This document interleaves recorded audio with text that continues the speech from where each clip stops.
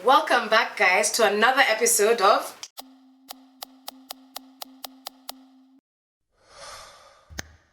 So happy to see you here. It's me, your host, Miss Nduati and Lady Mathai. So guys, today we're doing something a bit different. It's June and it's Men's Mental Health Awareness Month. Today we've got two gentlemen who are coming to talk, as Tracy said, about mental health and everything in between. We don't talk about men's mental health. We don't find out how our male friends are doing. You know, people say mental health, and guys don't really understand what it means when we talk about things like this. Guys don't understand why it's important for us to have this conversation. I have a question that goes to all of us. We all go through stress. We all have hard times. Yeah.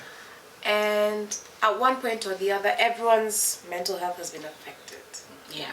I can talk, of course, on a personal note, but one thing I want to ask everyone here is, what coping mechanisms did you use, and in terms of that, where did they get you, and what were the consequences of those coping mechanisms? But answer the first part. My coping mechanisms were first withdrawal.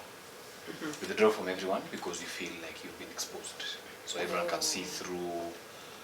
Everyone can see through you, can see all the issues that you're going through, and you know what society quote unquote demands of you. And then now, as a guy, also is that you should have yourself put together at all times.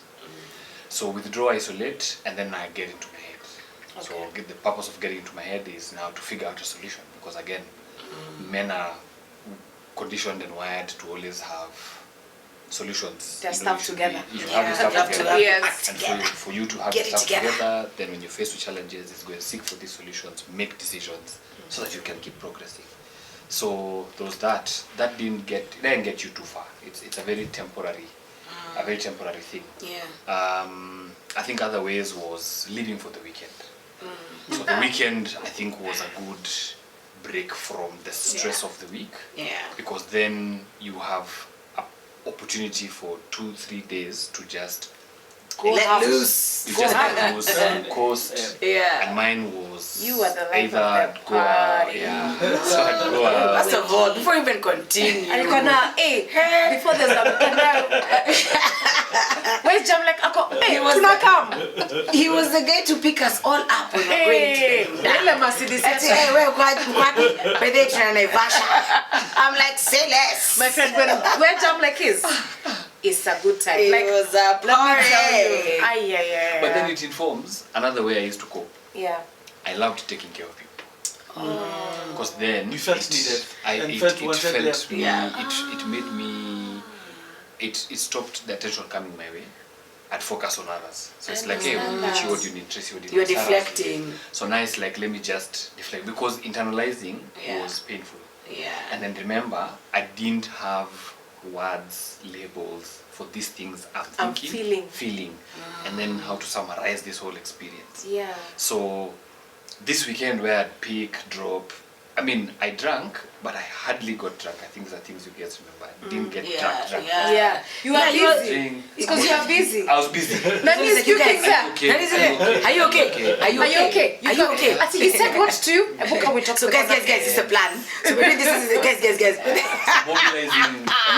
Mobilizing. You are busy. You are busy. So me coping was being busy. Interesting. Yeah. Oh wow. I relate. And how about now?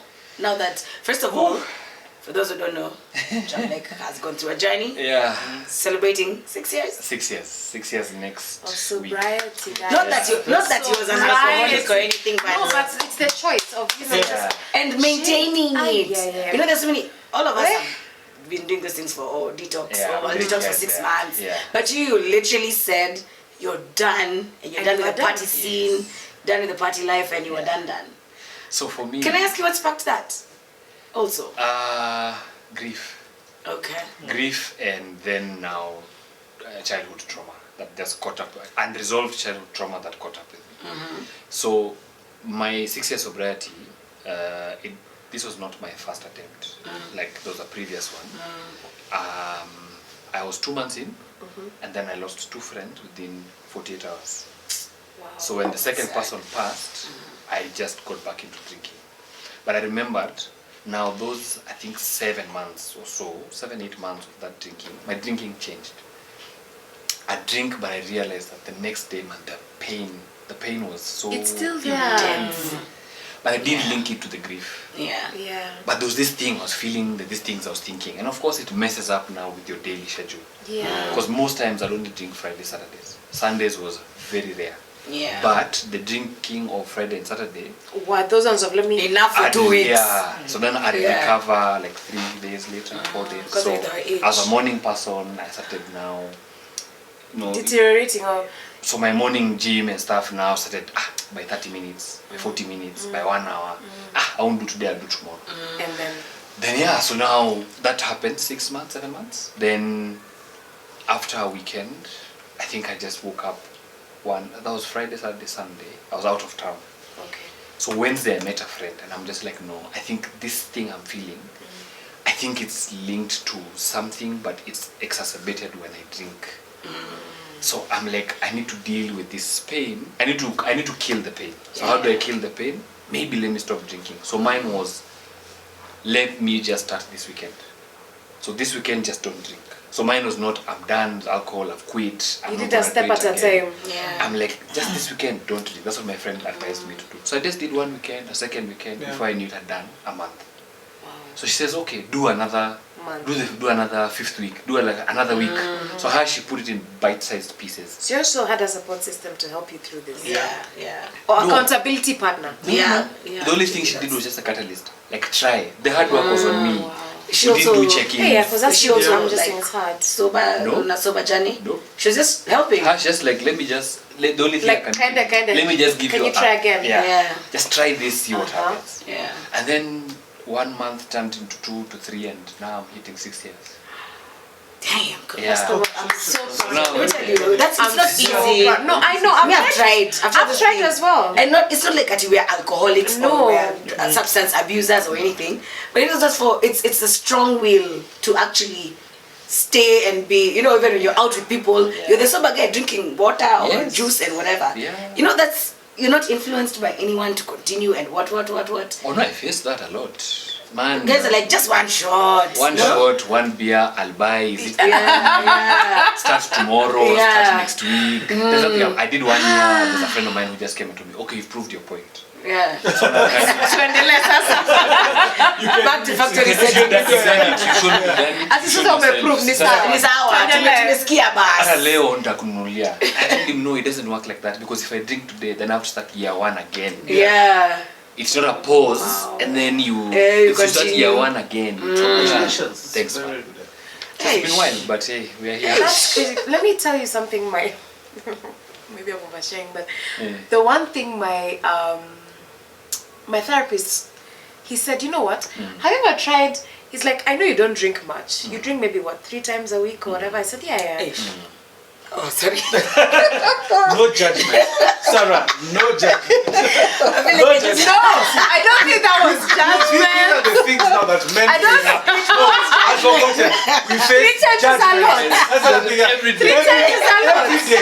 That's why mental health is not 3 times is a lot. Judgment. Yes, I feel like I just did a Kevin Hart. Damn. 3 times is a lot a week. Tuseme ni Friday. Saturday, Tuanze Sorry, binging. Thursday to Saturday. excuse me please. Tuseme first of all, okay. Let's just put there Thursday, Friday, Saturday.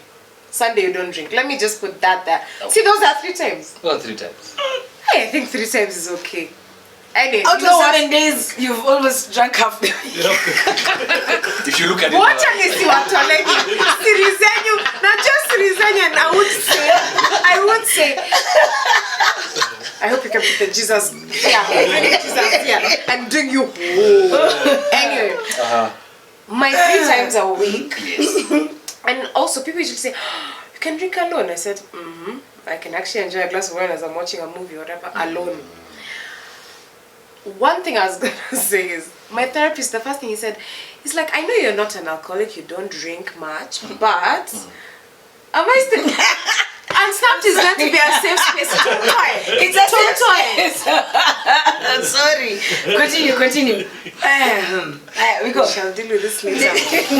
Anyway, all I'm saying is, therapists will always advise you when you want to get deep into your feelings, because people don't realize the law of ahani can send you into depression so fast, like a Lamborghini down a runway. Yeah. I'm telling you, and you don't realize it because you don't know what the catalyst is. Yeah. When my mother died, I didn't realize how deep my drinking had gotten until I'd wake up and I'd feel, oh wait, today the grief feels deeper than it was Jana. I'm trying to talk to someone and you just feel like a tear coming and you're like, wait, but I was okay. Yeah. And you realize, wait, this hangi or me, I swear I drank every day. I am. This is a safe space, and I'll tell you, I drank even at the funeral, in the hearse.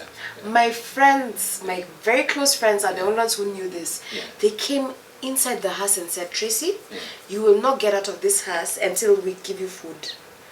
I said, I don't feel like eating. They're like, you haven't eaten in days.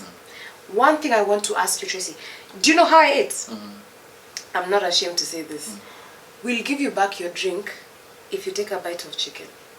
Ah, right. And I said, are you sure? Yeah, right. With my mom's body in the back behind me, I said, I will only take a bite of that chicken if you give me back my bottle. And they did. And we agreed, we compromised. But I feel no guilt saying that or doing it. Because at that time, it numbs you in a way makes you forget. you can never explain to someone. Yeah. But one thing I thank God is it didn't get bad. Yeah. It didn't get to the point where I needed it. Yeah. But I did use it and I did abuse it. So going back to that, we're going to go back. I think we've gone off. That's a topic for another day. We're going back to men and how you guys deal with grief. Richard, would you like to maybe put some points on that? For grief. Not grief. No, how men deal with. Sorry. With with mental life. health. Your coping mechanisms. Yeah. Correction. For me, it would be injustice if I don't say it. I was brought up in a very, very well Christian background. Okay. Right? So the automatic thing is like turn to God, turn to Christ, right? So if you're not a regular, or if you've never cultivated a relationship with Christ, even if you've been brought up in that setting, you start looking for other ways. But that was generally my logical choice. So I'd sit down with other Christian guys, and then they're not giving me what I'm looking for because they're not addressing the issue. My issue is I want to make money. Because the problem is this, or I'm co-parenting, and it's crazy, right? Where is that in the Bible? So, who co-parented in the Bible? Matthew chapter. Who's co-parenting? Who's doing it well? Then I'm co-parenting with two different people. And who are, so you're trying to get answers from guys who are telling you. Would you like to expand on that for We need the to, viewers? They yes. don't understand what that means. I'm like, It's a quick snippet, yes. Let me just give you a high level. Fatherhood again. Co-parenting with two amazing women. I was married for a period of, say like 6 years, 7 years. Well, my first children, I co-parent with her. Now it's a fantastic relationship. Then I have a 3-year-old I co-parent as well. So I co-parent all of them together, which has its own logistics. Yeah. But I have a very good support system that I do with to make it work and make it work well, where we have addressed it and we have a very open communication. And I thank God also for the grandparents they have, who have also played a huge part in bringing up the children. So for me, really I can say my children have been brought up in a village. Not by myself. I cannot say it by myself. They have done that. And fantastic parents who I thank God who are alive and are very, very participatory in the upbringing of my children. They're invested actually in it and they love it. I thank God for that. That's good. So when I was going through that, I looked also, I looked for it in the Bible, it doesn't exist. Then I had two older brothers. I call them by their nicknames, Sovereign and GC. Their way of coping with issues is taking it like, be a man.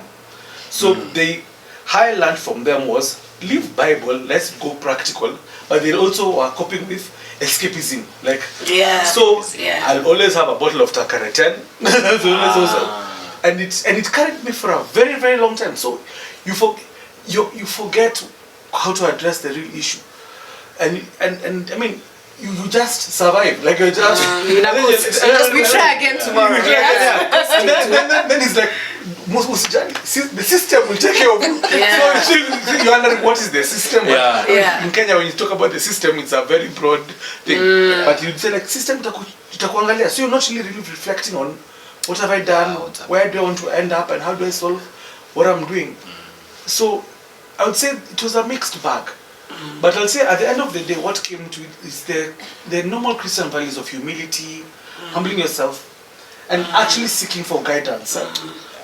In that perspective, really changed the course of how my life took a trajectory on it. Yeah. And getting proper answers and a lot of support. That I cannot discount. Yeah. So, with what you have said, Kwanza, about your brothers and everything, there's one thing that I want to ask the two gentlemen in the building, and it's about masculinity and social expectations. Yeah. How do you feel like that affects your mental health generally?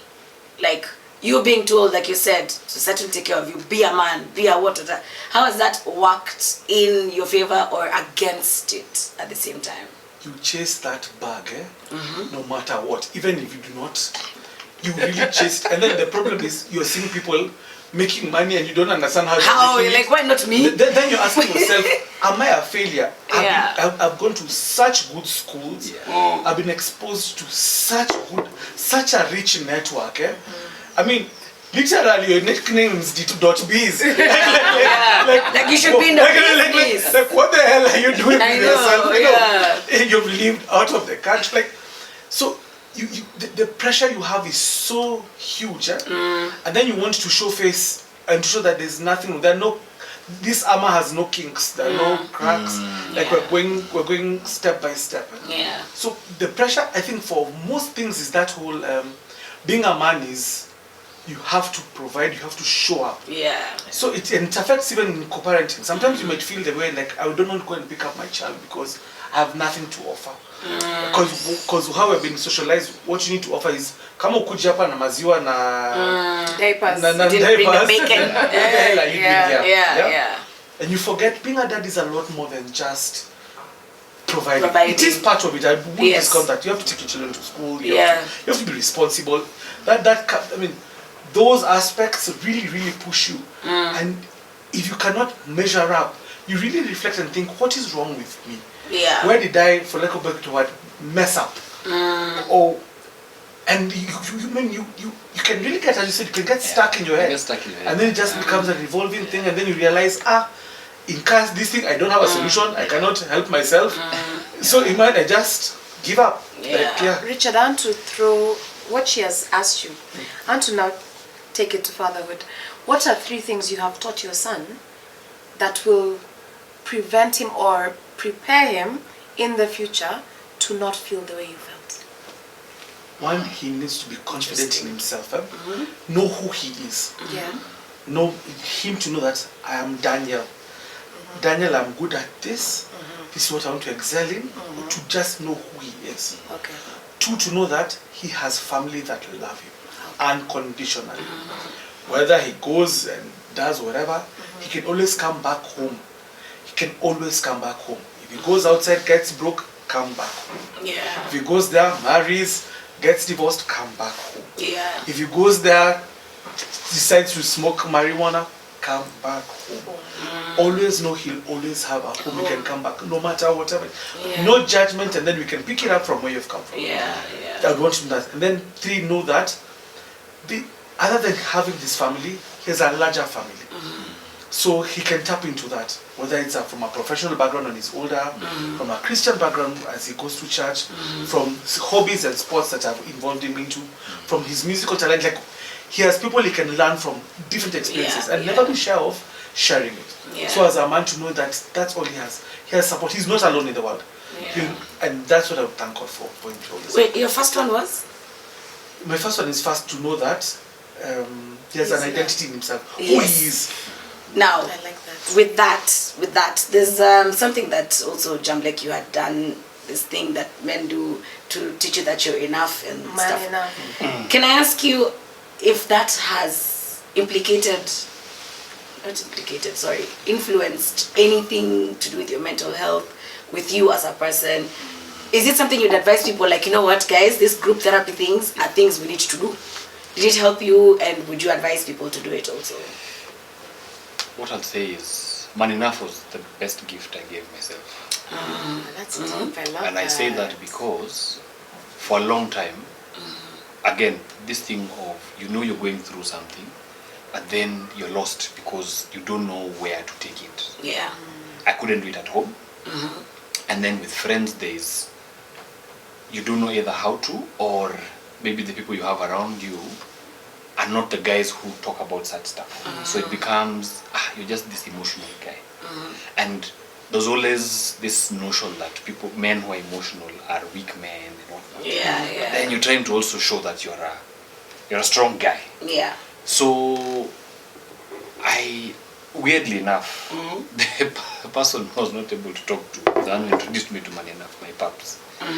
So she tells me, this thing called Money Enough, I've been told about it, maybe sign up for it and see. Yeah. So I signed up. And I think just from the get-go, having men come together and address real life issues very differently, nothing could have ever prepared me for that. So what I really liked was there's people who would give their real life testimonies, depending on the topic that you were tackling that day, and they just come and tell you, this was it is. And then there's reminders. We're not here to judge. We leave no man behind. What is said here stays here. And then I think another beautiful thing was we were men across all ages. I think our eldest was 70 something. Really? Yeah. Our youngest was, I think, 21. And then we were in 8-9 groups, of guys. So I'm like, wow, wait, I can talk with anyone across the divide. And people are hearing me and saying, I understand that, I relate to that. Or sometimes I didn't even have to speak. When someone like Richie is there giving his experience, and I'm like, oh man, that guy has spoken for me. Yeah, because you relate. I feel it. I feel me it. too. So any guard, if let's say I went there with my guard up, because most men do. Yeah. In fact, I feel like most men already go up with their guard for something like that. They're like, nakujaje kuambia tu shida zangu. Mimi nilimsema bana. Wajui wife wangu, wajui. Si kama mtu wangu. If it's tougher than yours. Ujui nikaenda home kupata nani. Umekaliwa na ujui. So man, it's because we're always in performance mode. So it's just speaking to even the thing you're saying before, where you have to perform, and you have to perform at such great heights. Now there I got humanized. There's so much I learned about myself, there's so much I learned about others, there's so much I learned about masculinity. And I realized that, by the way, it's not just about provision. But then now comes the other side. At that time, was I dating? No, I said dating a little after.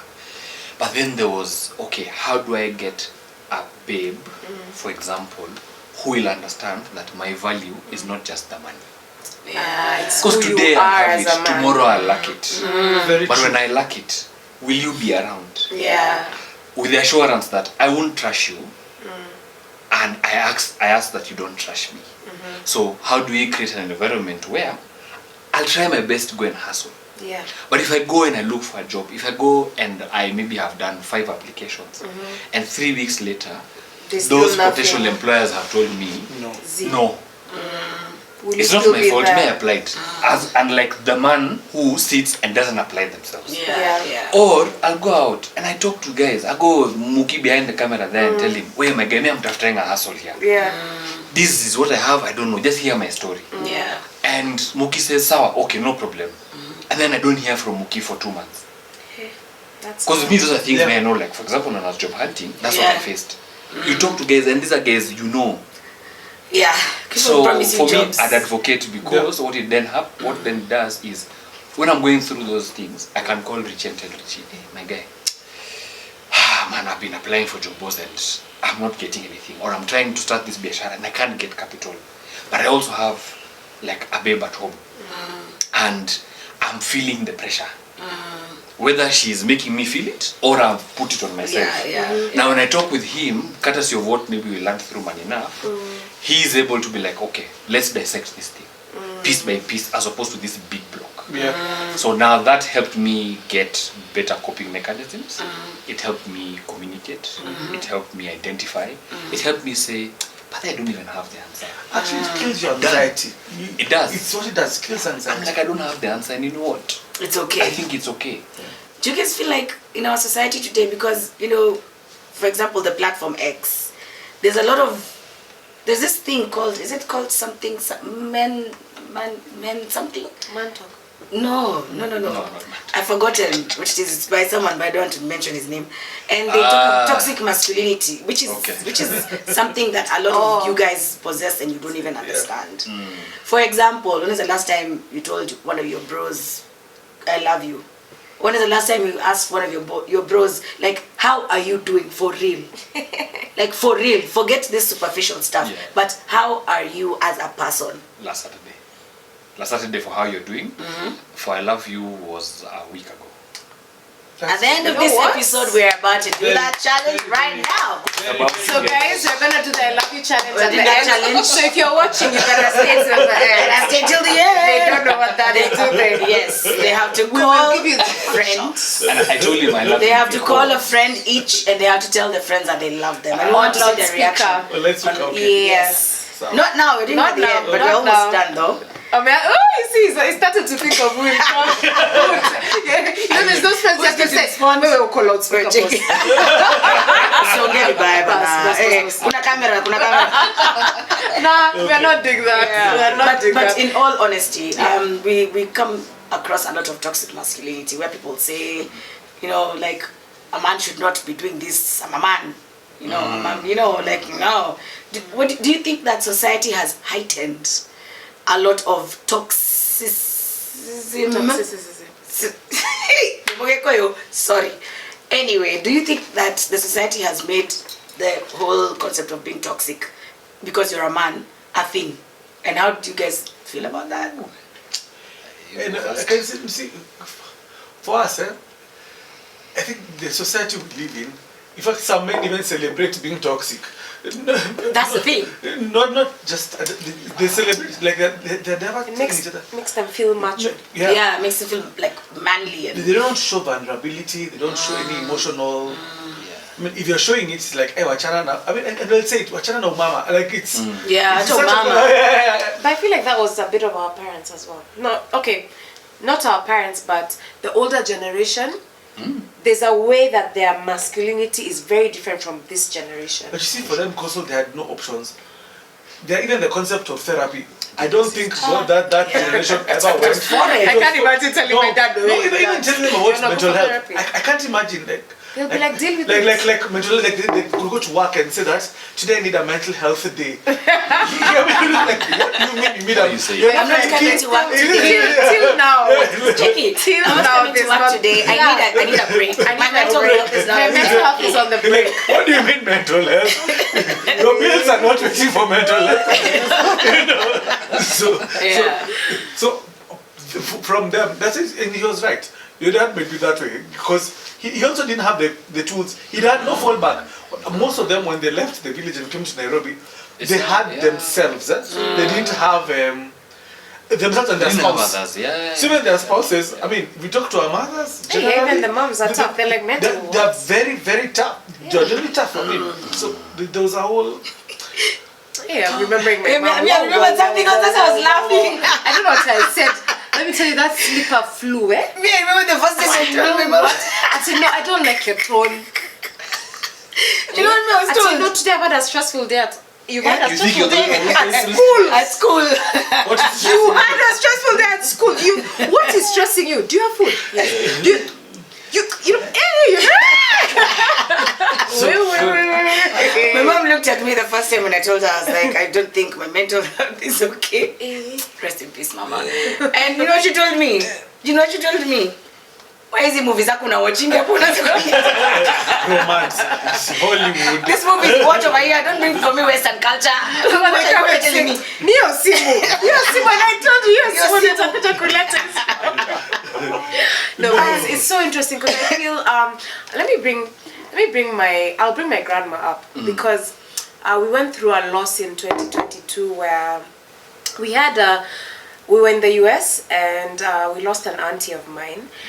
And the US are very, very strict with things like this. Mental health, they actually prepare you for someone's death, especially if someone's, you know, in the last days of their life. Yeah. And I watched my grandma, because that's now someone we can, I mean, Shushu is maybe, I think 81, 82. I watched how she took it in. I watched how she received it. I mean, with her, because she's just like, God's will. Again, let's go back. Yeah. God's will. So sometimes I ask, let's go deep. We all have a friend here who has committed suicide. Yes. And may they rest in peace. Continue to rest. What happens is, I feel like a lot of people have been there. We've all been on the verge, but will not talk about it. And a lot of funerals you'll find happen very quickly, because the older generation, like, they don't talk about it. What was doing? Yeah. How, as us four who are here, how can we make a difference to change that? Speaking up, I guess. For me, it's you have to face the thing head on. Yeah. So say it for what it is. If the Okay. person did take their life, say that. I agree with you. Don't try and Sugarcoat. it. Yeah. Don't I'm try an and hide. empty obituary. Have you ever seen that? Yeah. I You don't try and say understand that, and we know, yeah. You what? Don't say whatever happened. Say it as it is. You don't have to be descriptive. Those are things maybe you can do within closed doors. Those are okay. Yeah. At least I think just for the respect of the person who has passed on and the family who are left having to deal with The grief. the grief, and then the people who are coming to say sorry and whatnot. Number two is, I think you also have to, for anyone who comes to you sideways, just tell them you're not going to entertain that. You know, because there's some people who come in these moments of grief, and they come with all manner of stories and narratives and whatnot. If you spot it, I think you put a stop to it right there and then. If it deems that you even tell a person, leave my home, Oh yeah. tell them to go. People forget during funerals and stuff, you have a right. Yeah. It's Tell your them to home. go. Now, the other thing comes in with the people, the men and women of the clergy. Because some churches have this thing where for someone who's died by suicide, you can't have the funeral service in a church. Yeah, they won't let you to bring the To coffin in. me, that doesn't make sense. Yeah. At all. It doesn't make sense. Because there's nothing like a bad omen coming to a church. Yeah. The causes of death are very many. One being suicide. It is what it is. Yeah. That's a child of God. Yeah. Accept them in that church and hold a service. You know, then now post the death and stuff like that. I think a debrief would be good. Like, what led to this person choosing that And way? see that most men struggle. Let's be honest. It will either be a financial issue, it will either be heartbreak, or feeling of abandonment, a parental or feeling. I mean, those ones. Rejection. So some things I think when the person is alive, address them. Like for me, I have a friend who died because he felt helpless. Honestly, and as a friend said, I feel we could have done better. We could have actually listened to like, hey, guy, I need some tunes to do this. It's not even substance abuse. Helped him when he was alive. I mean, because when he died, we really chanted. We chanted a lot more than. Give someone their flowers when they're alive. We chanted a lot more than he was even asking for when he was alive. So the aspects I've also learned that if a guy comes to you when he's down, don't kick him when he's down or just pull sides. Listen and actually, you know. Yeah. I feel that's where, in terms of support, to answer your question, what you do different is support people when they're alive. Yeah. We're sorry Give to them cut you flowers. short, but one thing we'd like to do is we will put numbers of helplines that are here in Nairobi, Kenya, and if you're in the diaspora, maybe you can put it in the comments so that if you ever feel you need to talk to someone, no judgment, call one of these numbers and you will be helped. So, on a lighter note, guys, which we do not Hold on. dilute. Before we get to the lighter note, Want to from do what the you challenge? said, yes, before we get to the challenge, Okay. It's been 12 years since I lost my first ever male best friend. I miss him so much. He was our boy. Mwangi. He was your friend as well. Mwangi. Man like Mwas. Keep resting in peace, bro. And We to love all you. I those- wish you would have spoken to us, but it's Yeah. okay. And to everybody else who's lost somebody who's committed, or rather to suicide, Yes. please know that tuko pamoja, tuna understand. But if you're going through those thoughts and you're having those feelings and whatever, please do not be scared to talk to someone. Even if you're going to go outside and talk to the watchman, talk to whoever you want to to talk to. Yeah. And just let's prevent, because the number of suicides have gone up. I was seeing the statistics that they have increased to 6 million per year. That's crazy. Worldwide. That's crazy. Guys, that's too much. You are loved. Yes, you're loved and You are please seen, don't. you are heard, Yes. you are important, you are worthy, You matter. and you matter. Yes. So please look forward to tomorrow because we want to see you there tomorrow. Or even talk to us, by the way. In our comment section, our handles will be somewhere at the bottom. Now, guys. I need each one Who are of we you to starting grab with? your phone. Oh, we started with. We are What's going to this do challenge a first? challenge. So we're gonna do the I love you I challenge. love you challenge. Okay. So I need you to call one of your broskies. On loudspeaker. Don't call your relative. Don't call a brother. This one wants to call his brother. I can see. That's my oldest friend. No, I need you That's my oldest friend. to call. it needs to be Who someone do we start random. with? Let's start with Jamlek. I feel like Start Jamlek. Jamlek. Yeah. Jamlek said he told someone But he's not, the other the day. problem is not here. Huh? I won't get him because he's not here. No, you're not gonna tell you I love you again. We're doing someone different. One of your broskies, It bro. can't be someone you told already. Yes, one of your broskies. Just call them and just tell them that you love them and put them on loudspeaker. We need to listen. Are you gonna start? Yeah, I can. Okay. Start. As I Start. Mike it a pick. Muki.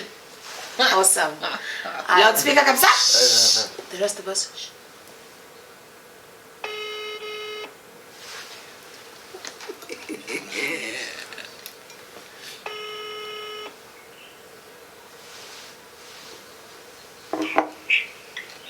Hey, mtungu zinyaje?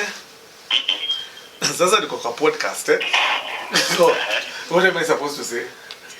Oh, it is Whatever you want. and you're that friend, oh. Anyway, Let me ask you a question. What is the podcast about? anyway, I'm going to just tell you, eh? I love you and I appreciate you as a friend. Pia mimi. Sawa basi, cheers bro. Tutoke. Yeah, maybe. I knew Who is it. that called? Sinani. You know who? You've cheated. How did I cheat? Because I'm your friend. I know. Of course you. This one will I always be. fear me. Yeah. Yeah, maybe. But then there's nothing that can shock this friend of ours. Okay, loudspeaker. Jamlek. Chief, Nduati? How are you, sir? I'm easy bro, how are you? Kofiti. Najua sijakupigia leo. Utaniwia radhi. Hakuna shida. Nilikuwa na hara kidogo jana na juzi. Pole bana. Lakini Mambo Kikuyu. chakula huko manze imenikataa. Lakini Very nice standing for something from me. I'll have to do that. Sasa I'll call you later, but sasa mine is a very simple one. Yeah. I love you bro. Thank you, man. Just thought I'd call you and tell you that. Thank you, man. Hey, Umefanya vizuri. good stuff bro. Umenipandisha roho. Good. A little. Ah. Wengine unasikia tu uko down. I hear you bro. Cheers, man. I hear you bro. Thank you. Sawa, I'll call you back. No worries. Easy. I love that. I absolutely love that. Oh, even you're teary. It's a very good friend of mine. Oh, it's like, oh, that's so cute. We've tackled some very tough conversations with him. That's what. This is what it's supposed to be like, guys. Don't be scared of calling your bros and telling them you love them and you're thinking about them and you care about them. I love you. It is that was so cute. That was so. And I We've love that tackled- he said, "You." You Like, made my heart. Yeah. I needed that. Like he I was needed actually it. meant to meet him today. That's why the context of I was meant to call him. I didn't call him. yeah. Which is true. I mean, I told you this yesterday. Then now we've tackled some very tough moments with him this year.